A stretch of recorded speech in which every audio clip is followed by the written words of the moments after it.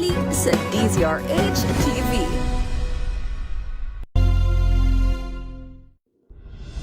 Tuloy-tuloy ang pagtulong, tuloy-tuloy ang pagseserbisyo, at tuloy-tuloy ang balitaan kasama si May Binauhan sa Operation Tulong mula Lunes hanggang Biyernes.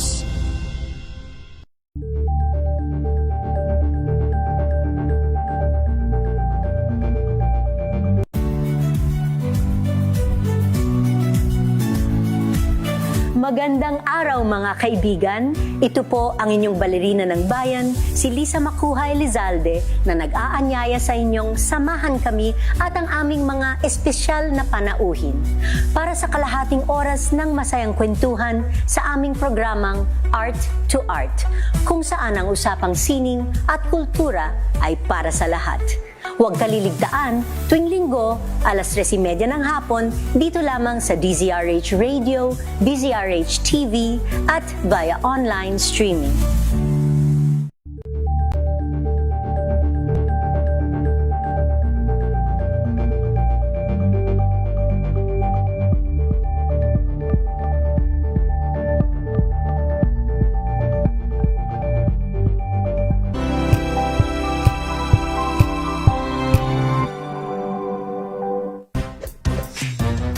Galing-galing mo, Smart dishwashing paste ko, pritong ulam na masebo, plato o kaldero, tanggaling for everyday. Ganyan, pag Smart ang dishwashing paste, may double tanggaling formula. Tanggal ang sebo, tanggal ang bakterya. Pahit para walang bahid, linis fantastic sa metal at plastic, number one ko to.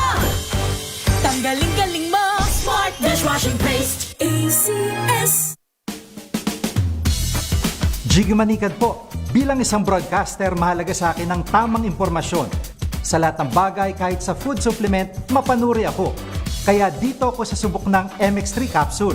Ito'y may alpha, beta at gamma mangosteen. Para sa akin, sigurado ako sa MX3 capsule. Dito ako believe. Mahalagang paalala, ang MX3 capsule ay hindi gamot at hindi dapat gamiting panggamot sa anumang uri ng sakit. Amoy forever.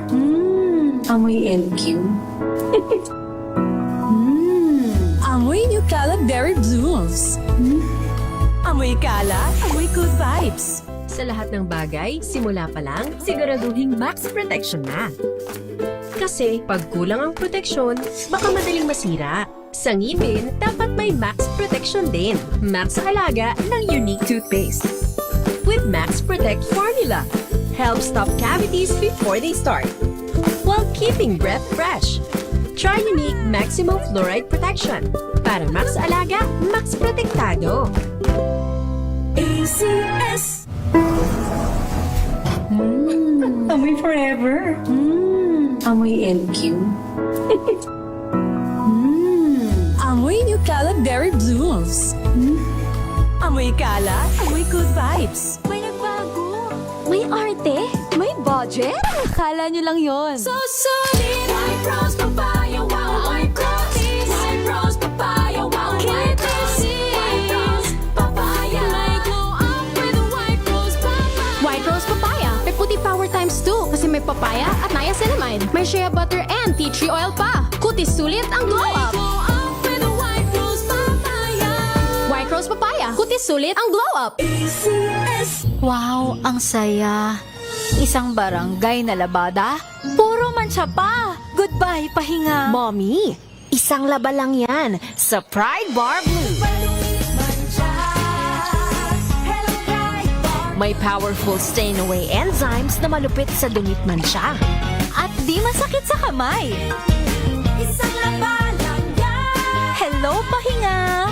Hello, Pride Bar Blue. ACS. Tinesting, sinuri, siniyasan. Ang resulta? Super effective ang Shield sa pagpatay ng bakterya at virus. Shield Antibacterial Soap. Believe ang mga eksperto sa Philippine Nurses Association. At si Mami. Tiwala ako sa Shield. Shield Antibacterial Soap. Napatunayang mabisa. Ang mga nurse, tiwala. Amoy forever. Amoy LQ. Amoy Nucala Berry Blooms. Amoy Kala, amoy good vibes. Mga pagkain dapat iwasan ng mga buntis, alamin. This portion is brought to you by HCS Manufacturing Corporation, ISO certified, maker of world-class quality Pride detergent. Isa sa mga masaselang yugto ng buhay na maaaring pagdaanan ng isang babae ay ang pagbubuntis. Kaya naman, maging ang mga pagkain kinukonsumo ng isang nagdadalang tao ay mahigpit na tinututukan. Ayon sa Healthline, ilan sa mga pagkain dapat iwasan ng mga pregnant ay ang mga inuming may caffeine, mga isda na kabilang sa tinatawag na high mercury fish, gaya ng marlin at tuna. Kabilang rin dito ang mga undercooked o hilaw na isda at karne. At pinapayuhan ding umiwas sa mga pagkain may mataas na sugar content, junk food at pag-inom ng alcohol. This portion is brought to you by HCS Manufacturing Corporation, ISO certified, maker of world-class quality Pride detergent.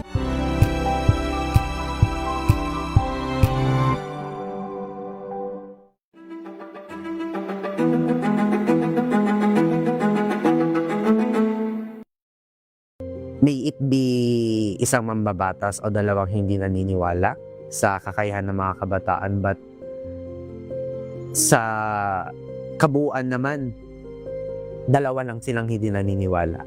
I'm coming from our advocacy. Through education, kayang-kaya nating baguhin yung ganitong klaseng pag-iisip.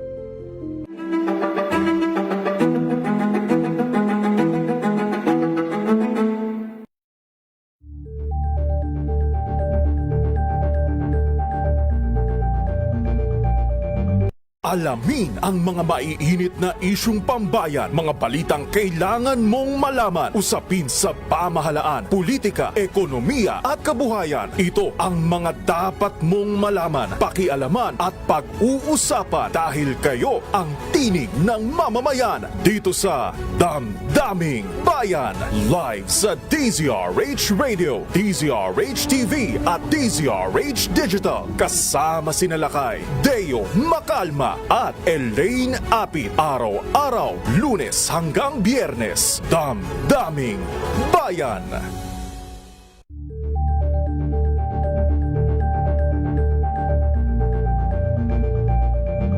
We've got you covered. From the hottest hits, exclusive interviews, kilig to the bones fan meet experience, and hataw performances of your favorite stars.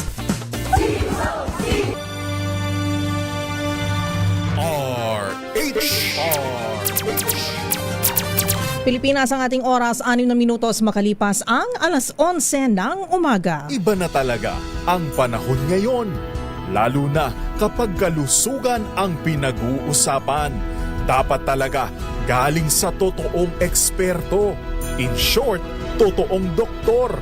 Makinig, manood at i-follow na ang DZRH, ang galing mo Dok, kasama si Dr. Ruby Roses. Live sa DZRH Radio, DZRH TV at DZRH Online. Totoo namang maraming namamatay sa maling akala, kaya dapat sure ka sa alam mo sa DZRH, ang galing mo Dok. DZRH, ang galing mo Dok.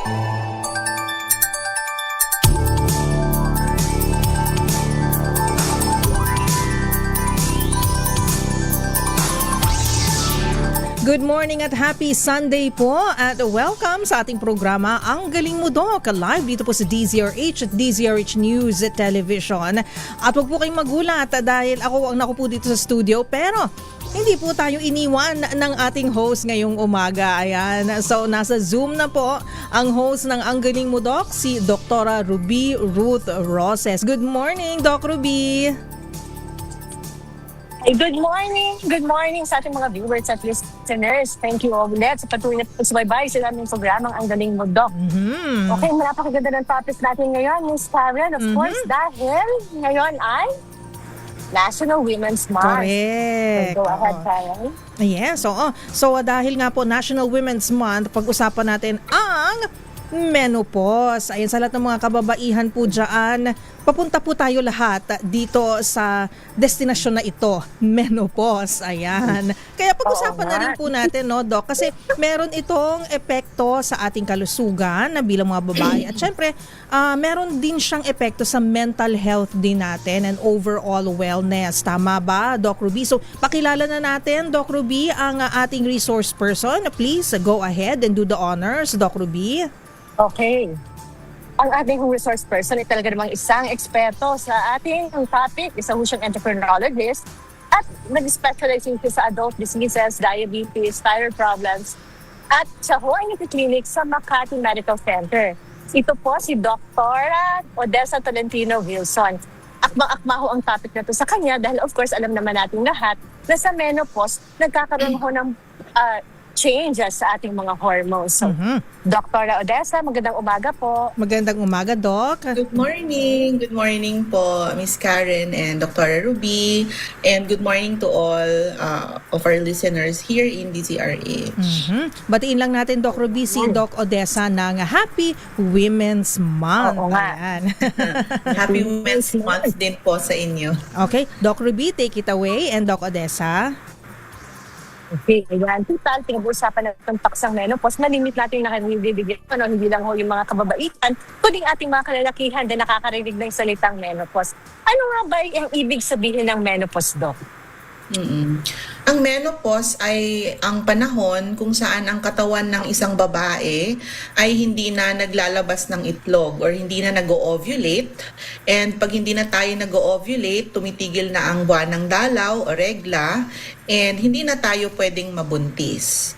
Meron tayong natural menopause kung saan nangyayari ito pag umaabot tayo ng between 45 to 55 years old. Meron din tayong tinatawag na surgical menopause kung saan pag ang babae ay natanggalan ng matres at ovaryo, tumitigil din ng regla. Ayan, so pwedeng natural at pwede din dahil tinanggalan na ng ovaryo ang isang babae. Okay, now pagdating naman po sa natural, mga anong edad ho ba yung pwedeng sabihin normal na mawalan sila ng regla? Pangkaraniwan, pag umabot tayo ng 50 years old, but between 45, pinakamaaga, or as late as 55, dun nag-uumpisang magkaroon ng simptomas at magkaroon ng or mag-develop ng menopause. Meron tayong tinatawag na perimenopause. Yun yung panahon kung saan nagiging irregular na yung banang dalaw, nag-uumpisa na kasing mag-fluctuate yung hormones ng isang babae, and that will lead to menopause. Menopause tayo pag isang taon na or na hindi na nagkakaroon ng regla ang isang babae, you can diagnose her as a patient with menopause already. Okay, so isang taon na tumigil o hindi na dinaslan ng regla ang isang babae.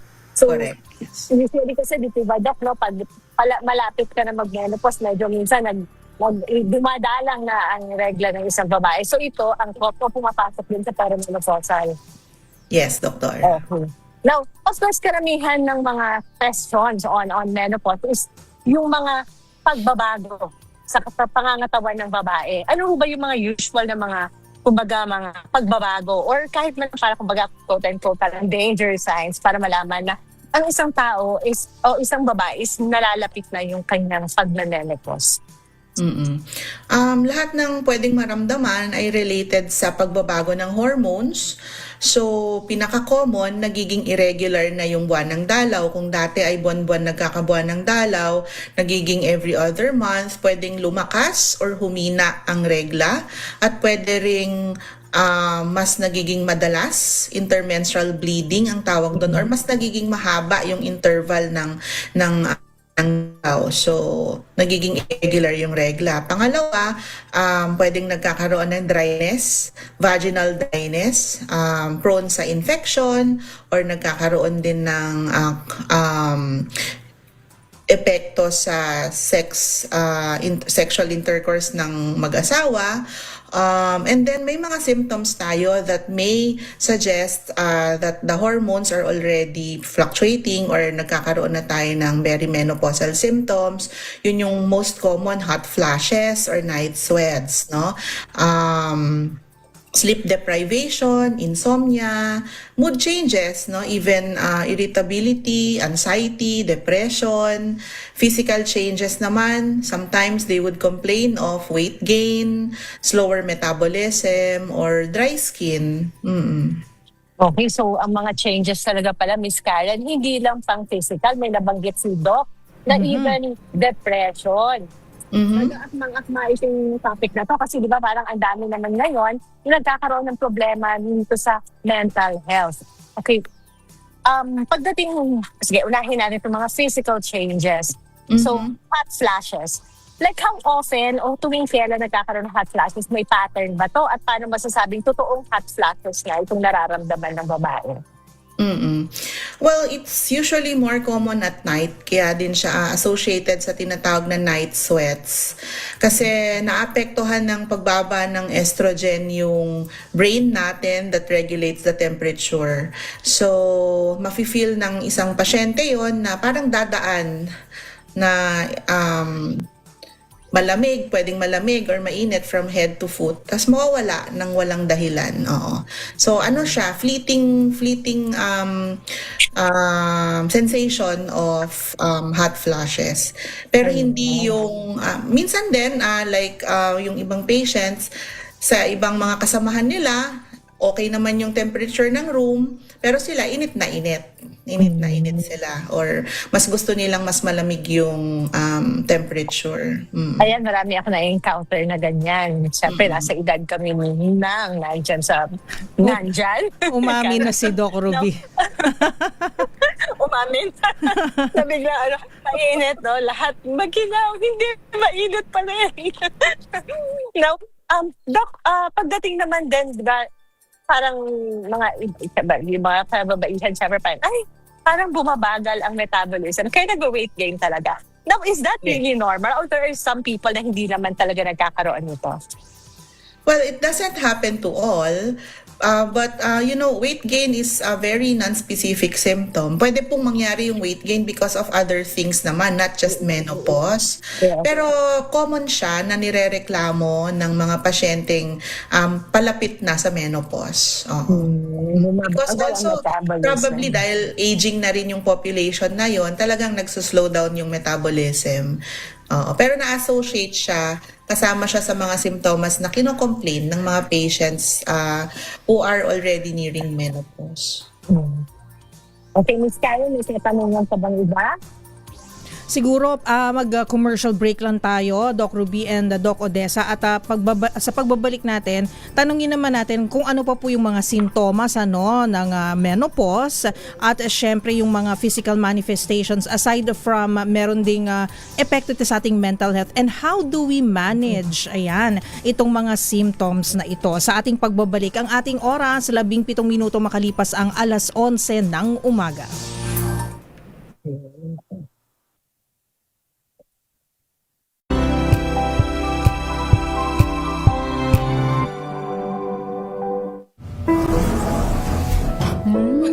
Amoy forever. Amoy LQ.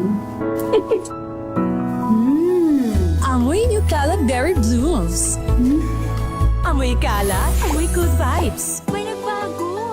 May arte. May budget. Akala nyo lang yon. So solid. White rose papaya, wow, white rose.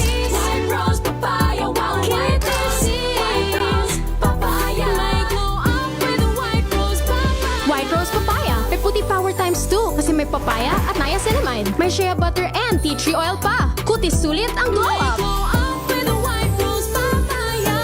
White Rose Papaya. Kutis sulit ang glow up. ACS. Maulan man, no worries na amoy kulubang damit. Charm, Fab, Con, pamong pumaka-bloom. ginagamit ko? Charm Fabcon with Bloom Fresh technology kills 99.9% of kulob-causing bacteria. May aroma burst pa of thousands of flowers and berries. Ang sampay sa loob, no amoy kulob. Kumakaplo sa Charm! Charm Fabcon. ACS.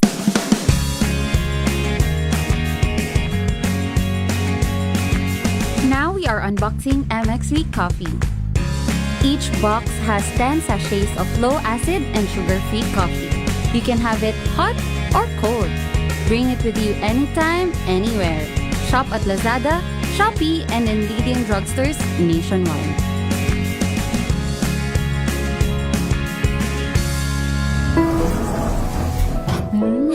Amoy forever.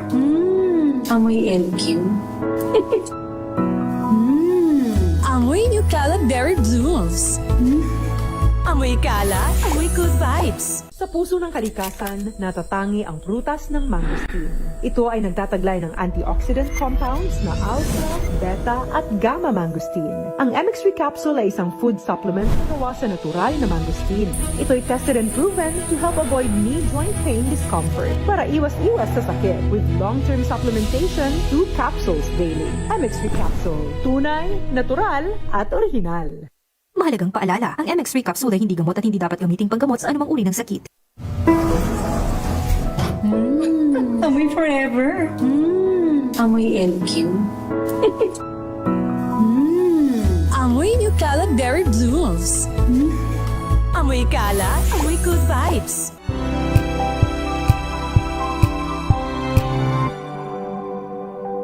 Wow, ang saya. Isang barangay na labada, puro mancha pa. Goodbye, pahinga. Mommy, isang laba lang yan sa Pride Bar Blue. May powerful stain-away enzymes na malupit sa dunit mancha. At di masakit sa kamay. Isang laba lang yan. Hello, pahinga.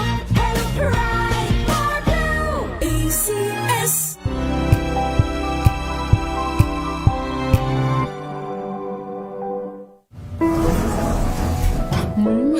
Amoy forever. Amoy LQ. Amoy New Caleb Berry Blooms. Amoy kalat, amoy good vibes.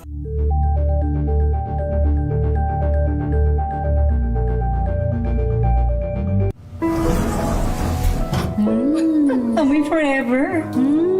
Amoy LQ. Amoy New Caleb Berry Blooms. Amoy kalat, amoy good vibes.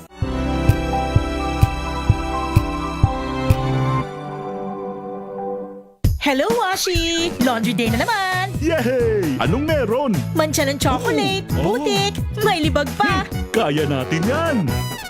With Pride Washing Machine Detergent, may triple stain-away formula. Tanggal ang makapit, madikit, at malupit na dumit mancha. Kaya easy-easy ang labada. Mula noon hanggang ngayon! All you need is pride. All you need is pride. ACS.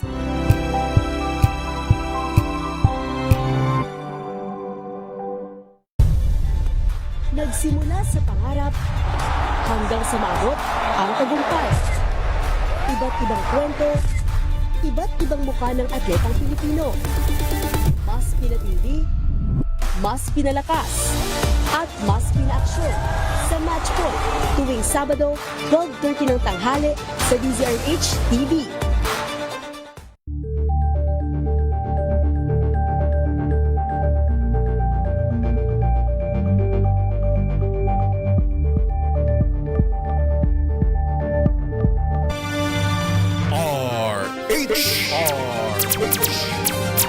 Pilipinas ang ating oras 11:22. Makinig, manood at i-follow na ang DZRH. Ang galing mo, Doc. Kasama si Dr. Ruby Roses. DZRH. Ang galing mo, Doc. At nagbabalik po tayo sa ating programa, Ang Galing Mo Doc, dito po sa DZRH at DZRH News at Television. Ayan. Pero on-site po, dito muna po ang inyong lingkod, Miss Karen Oyong. At syempre kasama natin via Zoom ang host ng Ang Galing Mo Doc, si Doc Ruby Roses. At ang ating ekspertong panauhin, nakailang balik na rin po si Doc Odessa dito, no? Si Doktora Odessa Tolentino Wilson. Well, bago ko po i-turn over ang ating mikropono ayan kay Doc Ruby, ay gusto ko lang i-acknowledge yung mga questions, ano, Doc Ruby and Doc Odessa. Ang daming mga tanong, kahit yung mga kalalakihan sa ating live streaming tungkol po sa menopause, nakaka-touch naman. So ibig sabihin, concern po sila sa health ng kanilang mga misis. So diba? So babasahin po natin yan mamaya-maya. Pero bago yan, syempre, eto muna po ang ating question of the day. Pwede po kayong manalo ng 500 pesos in GCash. I-type nyo lamang po sa ating comment section ng FB Live po natin, ano, ngayong umagang ito, ang tama o mali sa kasagutan o sa tanong na ito. Ang menopause ay kung hindi na dinadatna ng regla ang isang babae sa loob ng isang taon. Tama po ba ito o mali? I-type po ang inyong sagot sa ating comment section at pipili po tayo ng 5 lucky winners, listeners po natin ngayong umaga na pwedeng mag-uwi ng 500 pesos in GCash. Ayan. Go ahead, Doc Ruby. Ayan, so patuloy nating pag-usapan pa rin itong menopause. Kanina nabanggit niyo, Doc, yung mga kumbaga physical changes, at yung isa sa medyo common na tinatanong ng mga tao is itong weight gain. Ika nga, no, yung pagdagdag sa timbang. Now, bakit specifically kaya yung menopause at a certain age, especially in women, post-menopause or during menopausal stage, nagkakalaman dito sa belly part o sa may tiyan? Mas more on tiyan. May rason po ba ito, Doc? I think that's hormonal. Oo. Nagbabago kasi yung hormones natin while we age. Marami tayong hormones sa katawan and there's an interplay of the different hormones. Ang apektado kasi sa menopause ay yung estrogen, pagbaba ng estrogen and progesterone. I think that's one of the factors kung bakit nagkakaroon tayo ng belly fat more than a person na nasa 20s or 30s, no? So that's because of the hormonal changes. And also, marami na rin nagiging ibang rason. Yung ibang pasyente like nagkakaroon ng mataas na cholesterol, nagkaka-diabetes, problems in metabolism, and the aging process itself would lead to the redistribution of fats in the abdomen. Ayun. Now, so hindi talaga specifically dahil menopausal, but this is also brought about by yung sa pagtanda, ika nga. Yes, agree. I think it's multifactorial. Multifactorial. No, Doc, yung sa brain fog. Di ba parang ako personally I've noticed, no, na parang mas medyo, I don't know if it's post-COVID or because of aging, but hindi na rin, di ba minsan parang hindi na rin kasing bilis, kumbaga ika nga. Yung pag-memorize mo or minsan talaga, sabi nga mas may brain fog. Is this attributed to menopause? Well, it's a common symptom of menopause, brain fog. But again, I think maraming mga factors that are contributing to brain fog. Pero yung effect kasi ng menopause, pwedeng sa brain. The estrogen and progesterone, which are affected in menopause, can affect our brain. So aside from the physical changes that will lead to the anxiety of the patient, yung insomnia, sleep deprivation because of the night sweats, patong-patong na, I think are all contributory to the decreased concentration span and brain fog in some patients. Yes, of course, no. Siyempre, kung kulang sa tulog, ika nga, no? And then medyo exposed ng high level of stress, talaga apektado nga naman itong ating concentration. Now, pagdating naman, Doc, doon sa dryness, so di ba nakaka-apekto ka mo sa pagtatalik? Okay, ano pang ibang mga changes na brought about by this dryness lang ba? Or what does the decrease in estrogen do when we talk of sexual health ng mga kababaihan? Aside from the vaginal dryness, there's also decreased libido sa mga babaeng undergoing menopause. So, I hope our male partners understand the female partners when they're experiencing the symptoms of menopause. But for the vaginal dryness, we offer gels or creams to address the problem. The decreased libido kasi can also be attributed to, aside from the decreasing hormones ng katawan, pag nag-menopause po kasi tayo, nawawalan na po ng hormone na estrogen and progesterone. Hindi na po masyadong gumagawa yung ovaryo natin nun. So, that will also affect the libido of the patient. Pero aside from that, the stress around the patient, gawa ng iba niyang simptomas, can also affect the libido of the patient. Okay, so, kumbaga multifactorial ulit. Yes, oo. Now, puntahan naman natin itong, of course, isa sa pinaka naiinteresado ako. Ganun eh. Now, skin changes. You've noticed as you, di ba habang nag-age, of course, but especially during yung perimenopausal and then to the menopausal stage, I've seen patients, of course, parang ang bilis ng mga pagbabago sa balat. So, ano yung mga common na pagbabago sa balat na ina-attribute talaga natin sa pagbaba ng estrogen? Yeah, skin dryness in general, blotching, irritability of the skin, common na yun, sa madaling ma-irritate yung skin because of course it's dry, no? So we advise patients to hydrate very well. Kasi you would sweat at night, you are drenched when you experience the hot flashes. So kailangan talagang mag-hydrate para mapalitan yung nawawalang tubig when we perspire pag nagpapawis po tayo, para din mabawasan yung dryness ng skin. What about pigmentations, Doc?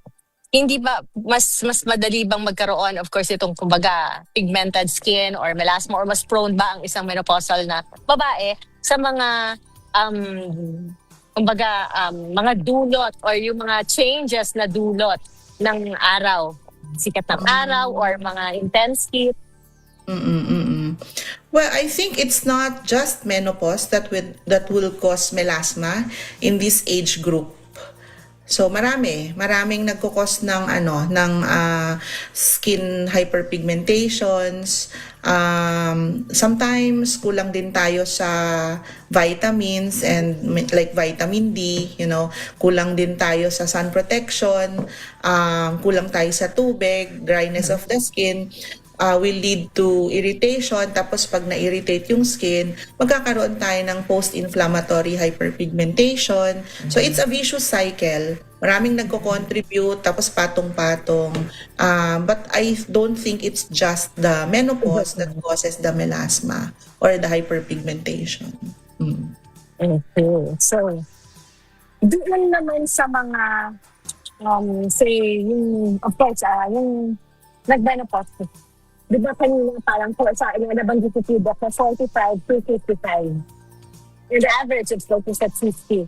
Now, ano ang kumbaga danger naman kung sakaling maaga, may pagkakaiba ba yung epekto sa changes sa pangatawanan at sa pag-iisip? Kung sakaling ang isang babae is mas maagang nag-menopause? Well, sa mga patients who experience early menopause, ang isa kong binabantayan as an endocrinologist ay yung buto. Post-menopausal osteoporosis, no? Yung pagkakaroon ng cessation ng menses early will increase your risk of developing osteoporosis, yung paghina ng buto early also. Pag tumigil na kasi pag naapektuhan na yung estrogen, may effect din po kasi yan sa buto, mas bumibilis yung pagrupok ng buto sa mga pasyenteng nag-menopause. And screening, meron tayo dapat screening sa mga patients na menopause na para i-check kung meron na silang osteoporosis. Kailangan nating suportahan yung buto, calcium, vitamin D, and then also increase dapat natin yung muscle strength para hindi tayo madaling matumba, madapa, at maiwasan nating magka-fracture because our bones are becoming brittle as we age. Okay. So, pagdating doon, di ba, sabi niyo po meron nga mga pwedeng gawin. Like ito yung mga pagbibigay ng mga vitamina, or the minerals, and of course, other medications. Now, regarding naman dun sa HRT, will it help, Doc, kung magbigay ng HRT or hormonal replacement therapy? Pag sinabi nating hormonal replacement therapy, we're giving back the lost hormone in menopause, which is the estrogen. And kung meron pang matres yung babae, kailangan ng progesterone, no? So yun yung hormone replacement therapy natin. Merong mga risks and benefits. May benepisyo, meron din po tayong mga risk, no? So we usually recommend hormonal replacement therapy sa mga pasyenteng very severe ang symptoms, to lessen their symptoms within 10 years from menopause, or if they are below 60 years old. So those are the patients na pwede nating i-offer ang hormonal replacement therapy. But of course, kailangan din nating i-screen yung patients kasi may mga pag-aaral na nagsasabing mas mataas ang risk ng breast cancer, ng stroke, sa mga patients na nabibigyan ng, or blood clotting, sa mga patients na nabibigyan ng hormonal replacement therapy. Ayun, yun. So, hindi talaga basta-basta binibigay itong HRT. So, kung para sa mga pasyente na hindi pwedeng HRT, especially kunyari, meron talaga silang positive history ng cancer, breast cancer sa pamilya, ano yung mga iba kayang options na pwedeng gawin or ibigay? I usually start with behavioral therapy. Okay, so we address the symptoms one by one. For night sweats or sweating, pinapayuhan natin ang mga pasyenteng magdamit ng mas presko sa gabi, no? Layering, minsan kasi giginawin din sila, so magle-layer lang tayo. For the bones, we support the bones. And for depression or irritability, we ask them to venture into activities na magpapasaya sa kanila, mawawalan sila ng stress sa katawan. Exercise is very important. Eating healthy is very important. Meron tayong mga pagkaing mataas sa phytoestrogens na tinatawag. Yun yung mga flaxseed, fish, vegetables, fruits. Those are very important behavioral modification measures, yung pagbabago sa activities natin, pagbabago sa ating practice on a daily basis para makatulong makabawas doon sa nararamdaman na simptomas ng menopause. Kung hindi tayo kung hindi effective yung behavioral changes na yan, doon papasok yung mga medical treatment. So aside from hormonal replacement therapy, may mga binibigay tayong gamot and supplements sa mga pasyente para mabawasan yung mga simptomas. But of course, if darating sa point na hindi nag-work yung pagbabago sa activity, sa diet, sa daily living, kailangan muna nating kumonsulta sa doktor para mag-guide tayo, matulungan tayo, at magabayan tayo sa tamang supplements or gamot para sa menopause. Ayan, dapat talaga may gabay ang doktor kasi mahirap din itong kumbaga magsa-self-medicate ka lang. O kaya makikinig doon sa mga sinasabing tinake ng kapitbahay.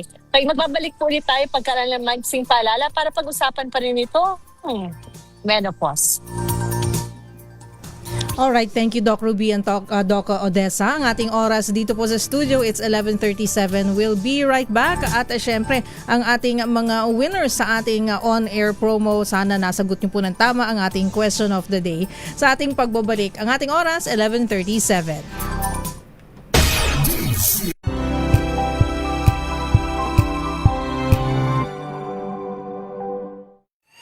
Mga balitang gigising sa inyong umaga. Mga balitang kailangan mong malaman. Mapapakinggan sa ACS Balita sa 2x2. Kasama sina Anthony Taberna at Jerry Baha. Lunes hanggang Biyernes.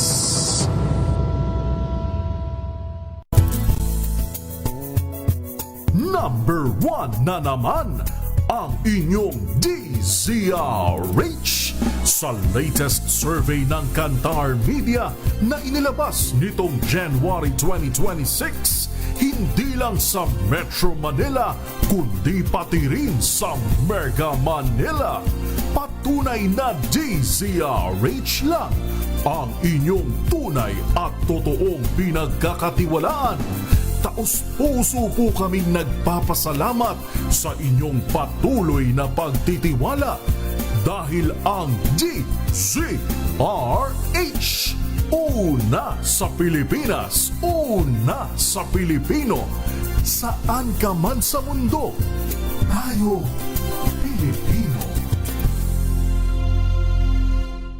Curious ka ba sa maraming bagay? Kami na ang bahala dyan.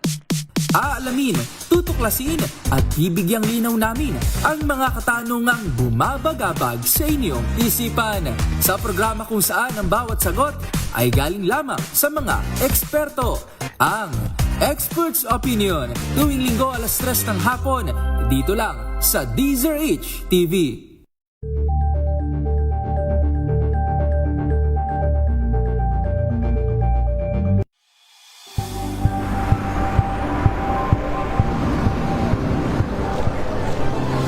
Ating mga eksperto. Dito lang sa Expert Opinion.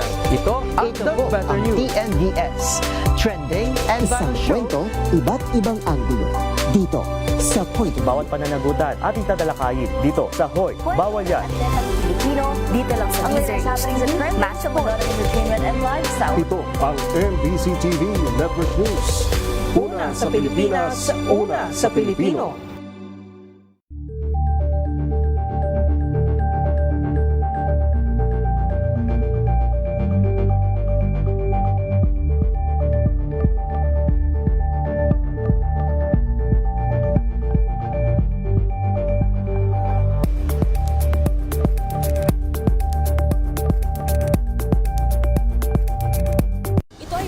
Naitalang 17 individual na ang kanilang naaresto. Metro Manila Development Authority o MMDA ang No Contact Apprehension Policy o NCAP sa Metro Manila. Sa ilang mga dokumento ay peke. Hindi rin legal ang employment na ipinangako sa kanila. Sa mata ng batas, mananagot ang sangkot at may sala. Dahil sa bawat paglabag, may karampatang parusa. Alamin ang mga pananagutan sa likod ng mga bawal. Dito sa Hoy! Bawal yan, tuwing Sabado, 11:30 ng umaga. Dito lang sa DZRH TV.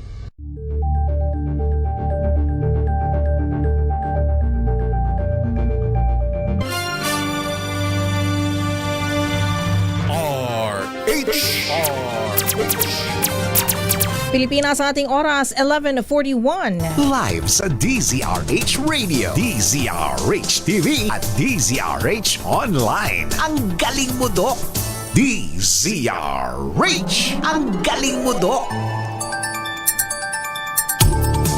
At nagbabalik po tayo sa Ang Galing Mo, Dok. 20 minutos na lamang po bago po mag 12:00 ng tanghali. At pinag-uusapan po natin ang topic po ng menopause in relation po sa selebrasyon ng National Women's Month. So sa lahat ng mga kababaihan dyan at pati mga kalalakihan na mahal ang mga kababaihan, makinig po kayong mabuti sa ating topic. Kasama pa rin po natin si Dr. Odessa Tolentino Wilson, isang endocrinologist at nag-specialize po siya in adult diseases, diabetes, thyroid problems and thyroid biopsy, at meron din po siyang klinika sa Makati Medical Center. And of course, ang ating host, si Doc Ruby Ruth Roses. Welcome back, ladies, and take it away, Doc Ruby. Ayan, Miss Karen and Doc Odessa, bago muna na mababatiin lang natin itong ating mga nakasama dito sa Nueva Ecija. Si Kap Molong Balinton at Kap Danny Balinton at Kagawad Robert Salting. Okay, thank you sa ating mga guests dito. Okay, Doc, pag-usapan po ulit natin itong menopause. Yung complication naman, kanina nabanggit mo, yung ang epekto kung sakaling maagang mag-menopause. On medical part, ano po ba yung mga complications of early menopause? Are they prone to certain diseases or what? Well, patients are prone to fracture and osteoporosis. So we have to ask our patients to do screening for osteoporosis. pwede po kayong mag-ask sa doktor nyo ng kung paano masiscreen ang osteoporosis. No? Meron po tayong in-order na bone test to check for the density of the bone. Kaya po nating agapan yon. Meron tayong scoring dyan. Kung osteopenic, papunta pa lang sa osteoporosis, binibigyan po natin ng calcium, kinokorek natin ng vitamin D. Kung may osteoporosis na po kayo, meron din pong gamot na pwede tayong ibigay para maiwasan natin mag-fracture. Kasi pag nag-fracture ang isang pasyente, pwedeng maging dahilan yan na hindi na siya makakalakad. Ang most common sites of fracture ay the hip, right or left, yung the wrist, no? Kasi pag natumba ang isang pasyente, tutukod niya yung kamay niya, so common yan na mag-fracture yung wrist. And then, of course, yung spine. Ang isa nating way para may magka-idea kung marupok na yung buto, nagkukuba ang mga pasyente. So sa mga lugar na walang way para i-check yung bone, kung ang isang postmenopausal na babae ay nakukuba na, isang sign yan na mahina na yung buto at may osteoporosis na siya. So meron tayong treatment options, may tableta, may injection para patibayin ang buto.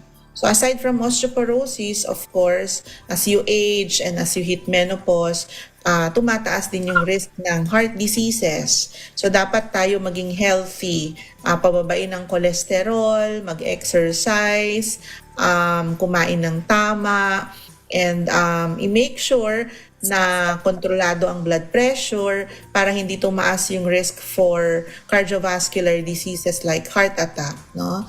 And of course, metabolism sa diabetes, obesity, kailangan i-control yon to lessen your risk of complications. Ayan, okay. So, mas maigi na rin ma-check. Ika nga, no? Lalo-lalo na kung maagang nagmenopause ang ating kababaihan, para mas maagapan at magawa ng paraan itong kanilang mga posibleng nakuhang ibang sakit dahil dito. Now, let's talk about yung di ba, nabagito po yung PRT. The HRT. Now, in Greece, meron po silang ginagawa. Well, this has been being done in other countries na rin. Nagpi-PRP sila sa ovary. Ang purpose daw is para ma-rejuvenate or mag-regenerate yung mga ovarian cells. Now, posible kaya to? Well, I don't know if you've heard of it or... Well, it will boil down to the hormones, no?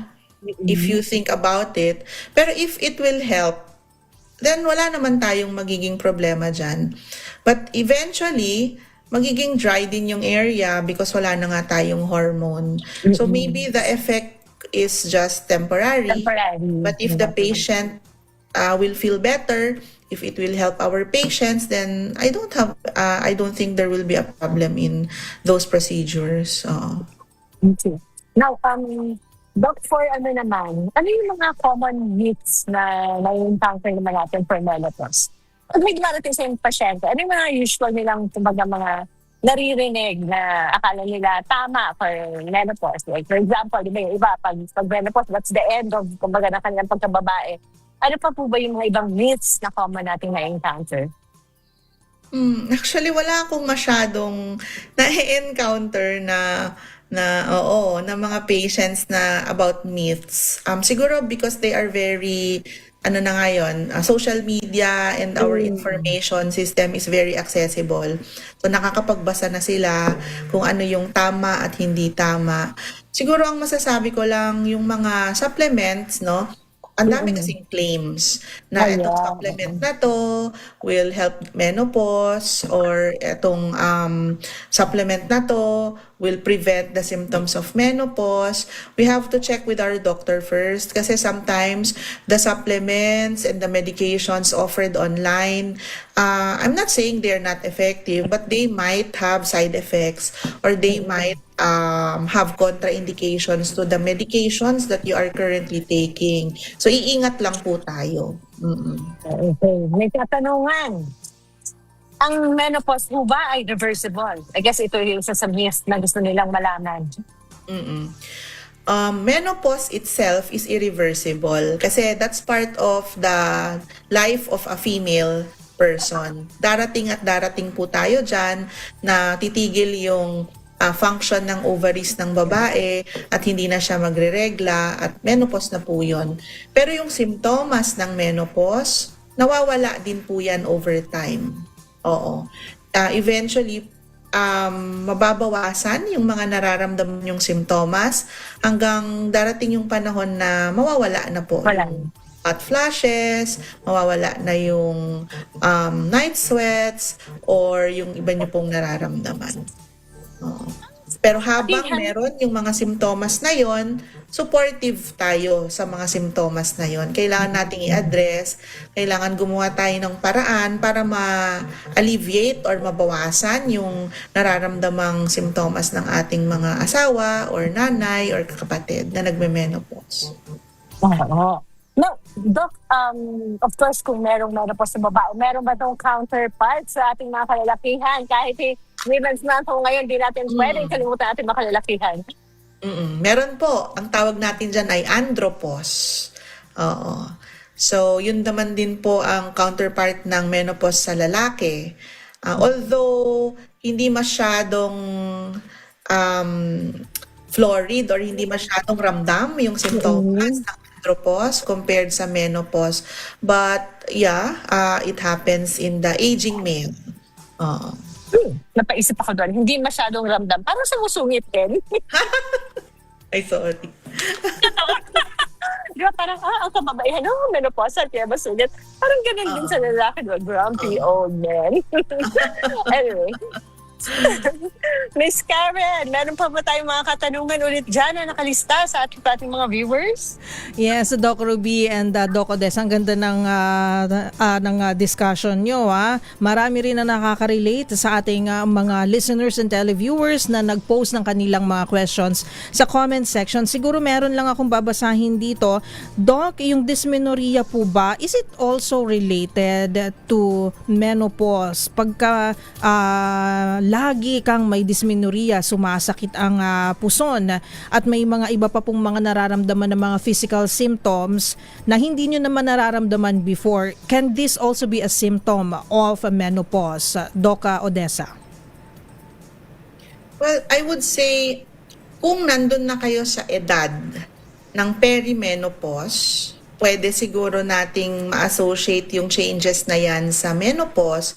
Pero kung malayo pa po kayo, like for example, 20 years old pa lang kayo or 30 years old, mahirap nating sabihin yung dysmenorrhea ay from menopause. It's usually associated with other OB-GYN conditions like endometriosis, ganyan, ang dysmenorrhea, but not necessarily menopause. Thank you, Doc Odessa. Another question, this is from Merlinda Abulencia. Totoo po ba, Doc Odessa, na pabata ng pabata ang nagme-menopause? Kasi noon, sabi niya, kahit 50 years old na yung babae, nabubuntis pa rin, pwede pang magka-baby. Ayan. Pero ngayon, sa mga panahon ngayon, napapansin nila na parang bumabata ng bumabata. And if this is true, what could be the factors, Doc Odessa? Menopause can happen as early as 45 years old or as late as 55 years old. I just don't know kung may effect yung ating lifestyle ngayon sa pagbabago ng age of menopause. Pero yung pagbubuntis kasi, as long as nag-ovulate pa ang pasyente, pwede pa talagang mabuntis. Ang nangyayari kasi, pag perimenopausal ng isang babae, hindi niya alam kung kailan siya nag-ovulate. Hindi rin, So, nagugulat na lang sila, buntis na sila, especially yung mga nagpa-family planning by calendar method, kasi hindi nila na ta-time yung ovulation nila at hindi nila alam kung kailan yung pwedeng hindi sila mag-ovulate, no? Regarding naman sa age of menopause, hindi ko sure kung may studies tayo to check kung nagbago na yung yung most common age of menopause. But we still stick to the age range of 45 to 55. Thank you, Doc Odessa. Another question from Romel Paklikayab. Ano daw po yung mga foods na pwedeng pampataas ng estrogen? Ayaw pa ba pipigilan ang pag-menopause? Mukhang umahanap sila ng solusyon. Pero meron kayong... Lalaki ata nagtanong. Oo nga eh. Meron po, Doc Odessa, na mention nyo kanina about the foods na pwedeng mag-soothe sa symptoms, pero yung pagpapataas daw ng estrogen kung meron. And another question, same person po ang nagpadala, ano po sa amin, sabi niya kasi lalaki po siya, sa amin po mga lalaki, ilang taon po, Doc, ang onset ng andropause naman? Thank you, Doc Odessa. Okay, for the first question, yung mga pagkain na makakatulong sa hormonal imbalance ng menopause, yung mataas sa omega-6 fatty acid, yung mataas sa phytoestrogens. So yun yung mga gulay, flaxseed, nuts, fish, healthy eating. For the age of andropause, ganun din, around 50 years old. Okay, so more or less similar po sa mga kababaihan. Okay. And then meron din po mga questions dito na ang mga kababaihan po, can we expect a normal, healthy, productive life kahit po we are undergoing menopause or nag-menopause na po? Of course. It's our disposition in life that would matter a lot. Kailangan positive outlook tayo. Lahat ng kababaihan, darating ang menopause.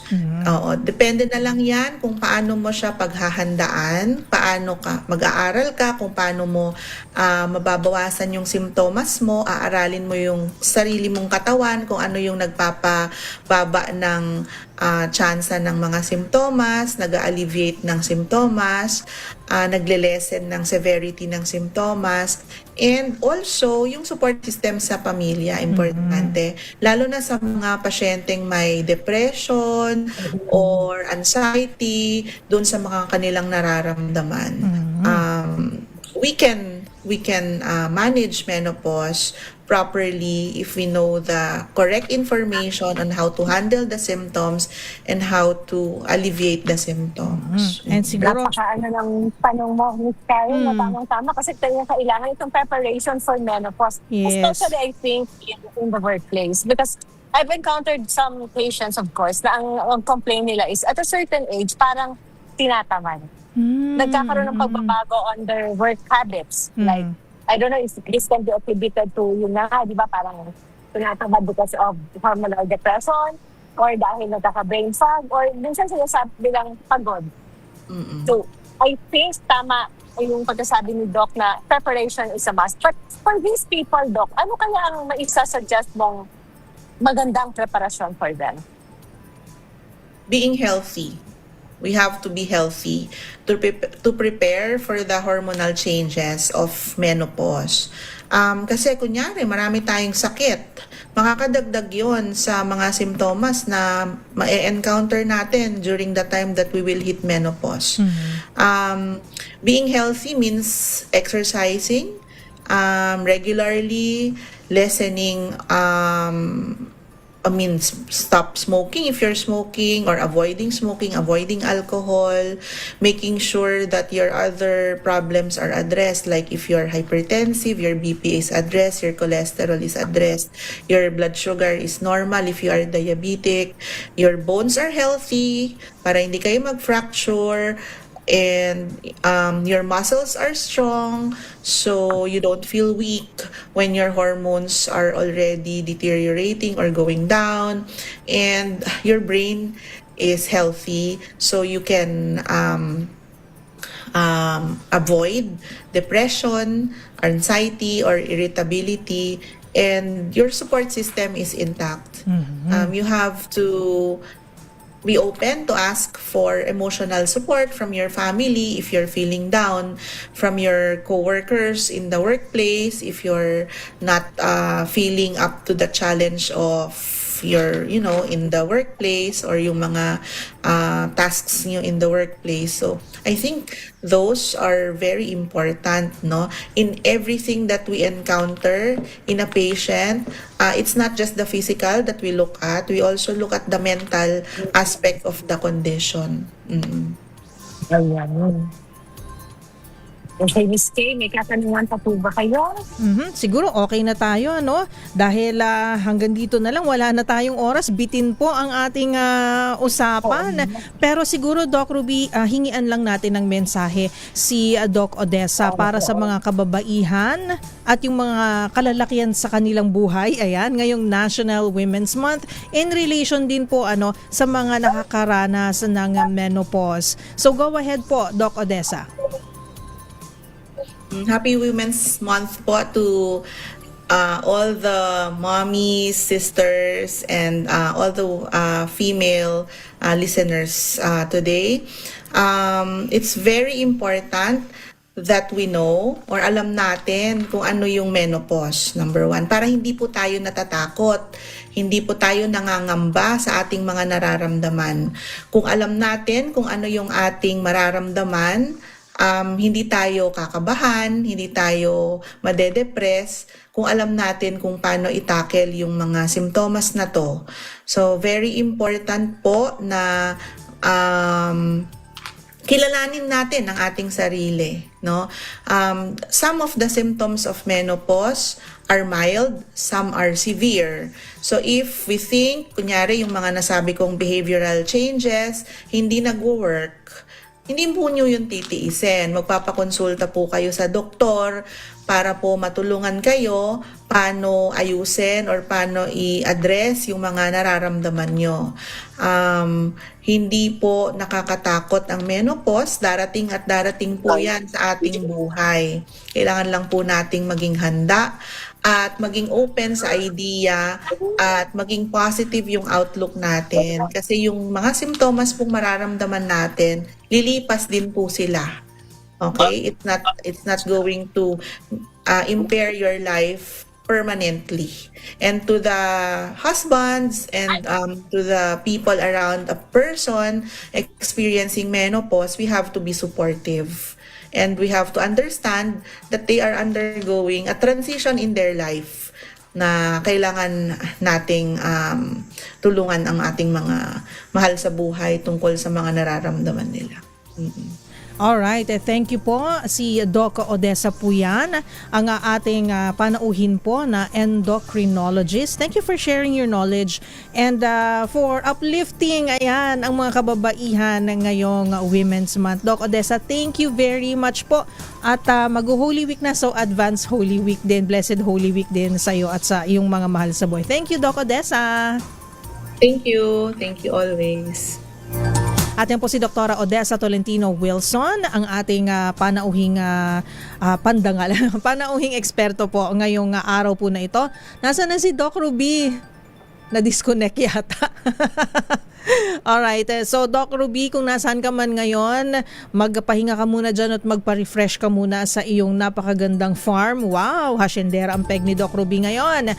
Pero ngayon po muna, bago tayo magpaalam, ay announce po muna natin ang ating mga winners sa ating question of the day. Ang ating question of the day, teka, basahin ko lang po ulit ang ating question of the day. Tungkol po ito kung ano po ang menopause. Ang menopause ay kung hindi na dinadatna ng regla ang isang babae sa loob ng isang taon. Tama o mali? Ang sagot po ay tama. At ang ating mga winners po, uuwi po kayo ng 500 pesos in GCash.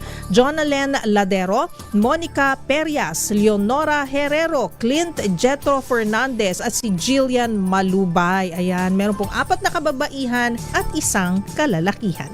Congratulations po sa inyo. Siguro ang ating pakiusap lamang po sa ating mga winners, always make sure po, kasi kukontakin po namin kayo via Facebook, ayan, via the Facebook Messenger. So please make sure na yung profile pages nyo po ay open, hindi po yan nakalock para maaari po kami magpadala ng mensahe sa inyo.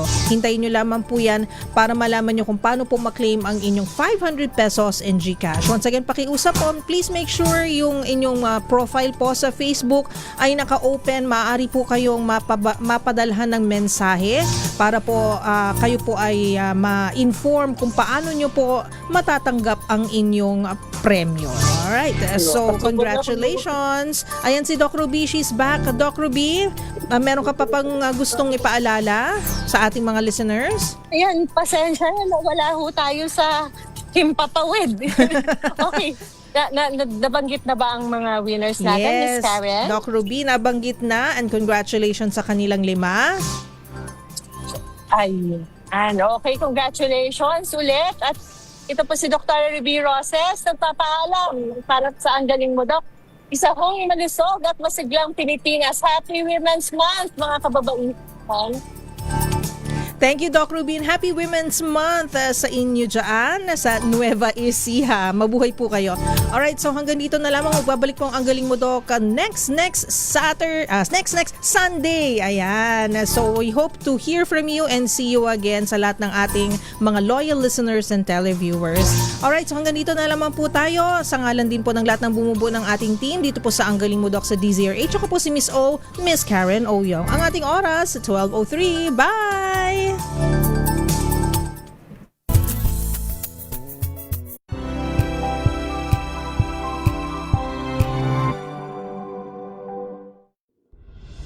Tuloy-tuloy ang pagtulong, tuloy-tuloy ang pagseserbisyo, at tuloy-tuloy ang balitaan kasama si